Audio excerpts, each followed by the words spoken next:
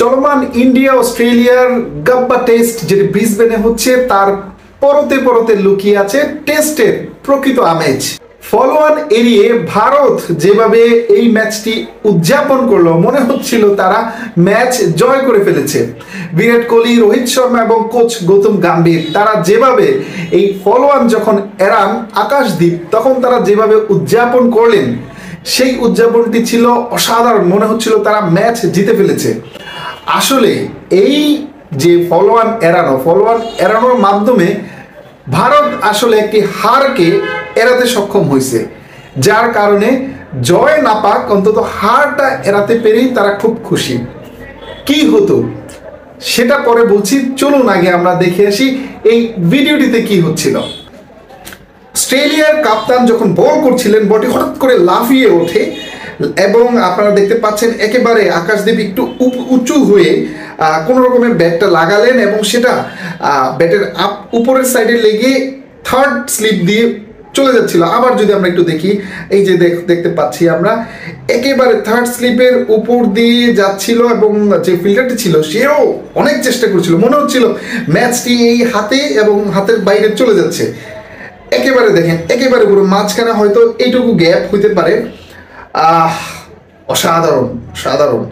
এবং যখনই মানে দেখলো এই যে এবার দেখা যাচ্ছে গৌতম গম্ভীর এবং রোহিত শর্মা, বিরাট কোহলি তাদের তিনজনকে কিন্তু দেখা যাচ্ছে তারা মোটামুটি সেলিব্রেট করতেছিল, যে মনে হচ্ছিল তারা কোনো কিছু উইন করে ফেলেছে।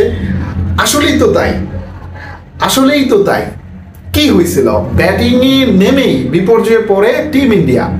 KL রাহুল শুরুর দিকে কিছুটা সাপোর্ট দিচ্ছিল, পরবর্তীতে জাদেজা সেও মোটামুটি ভালো ছিল। এই দুইজন ছাড়া কেউ কিন্তু ভালো করতে পারতেছিল না। একটা সময় 213 রানে তাদের 9টি উইকেট পড়ে যায়। ফলোয়ান এড়ানোর জন্য তখনও কিন্তু বেশ ভালোই রান দরকার, প্রায় 246 রান করতে হবে ফলোয়ান এড়ানোর জন্য। সেখানে 213 রানে 9 উইকেট শেষ। অস্ট্রেলিয়ান টিম হয়তো ধরেই নিয়েছিল যে তারা ফলোয়ানে ফালাবে এবং বৃষ্টি বিঘ্নিত এই ম্যাচটি লজ্জাজনকভাবে ভারতকে পরাজিত করবে। কিন্তু ওই যে ক্রিকেটে নিশ্চিত বলে কোনো কিছু নাই, ক্রিকেটকে বলা হয়ে থাকে গৌরবময় অনিশ্চয়তার খেলা। সেটাই কিন্তু হলো লাস্ট উইকেটে, অর্থাৎ দশম উইকেটের পার্টনারশিপে এই আকাশদ্বীপ এবং জসপ্রীত বুমরা অসাধারণভাবে 39 রানের একটি পার্টনারশিপ করে এবং সেটা এখনো অপরাজিত আছে। এবং সেই সুবাদে তারা তাদের কিন্তু যে ফলোয়ান 246 রানের একটা টার্গেট, আপাতত দৃষ্টিতে এই টার্গেটটাই মনে হচ্ছিল যে জয় পরাজয় নির্ধারণ করবে, সেই টার্গেট কিন্তু তারা পেরোতে সক্ষম হয়। যখন 242 রান ছিল আকাশদ্বীপ তখন ব্যাটিংয়ে হঠাৎ করে প্যাট কামিন্সের বলটি একেবারে উপর দিকে লাফিয়ে ওঠে। সম্ভবত ইচ্ছে করেই সে দিয়েছিল, যেহেতু ট্যালেন্টার ব্যাটসম্যান। কিন্তু আকাশদ্বীপ যেভাবে ডিফেন্ডটা করলো একটু লাফ দিয়ে এবং ব্যাটের মাঝের একটু উপর দিয়ে সাইডের উপরে কানায় লেগে যখন এটা চলে যাচ্ছিল থার্ড স্লিপ দিয়ে, এটা বোঝাই যাচ্ছিল এবং যারা দেখতেছিল যে স্লিপ কভার করলেই 4, অর্থাৎ স্লিপের উপর দিয়ে যদি ক্যাচটা না হয় তাহলে 4 হবে এবং ফলোয়ান এড়াতে সক্ষম হবে। তাই হয়েছে। যেটা টিম ইন্ডিয়ার জন্য আনন্দের সেটাই কিন্তু অস্ট্রেলিয়া টিমের জন্য বেদনার। এবং সেটা কিন্তু ওই মুহূর্তে 4 হয়ে যাওয়ার পরে ফিল্ডারদের যে এটি বডি ল্যাঙ্গুয়েজ সেটা দেখে কিন্তু স্পষ্ট বোঝা যাচ্ছে।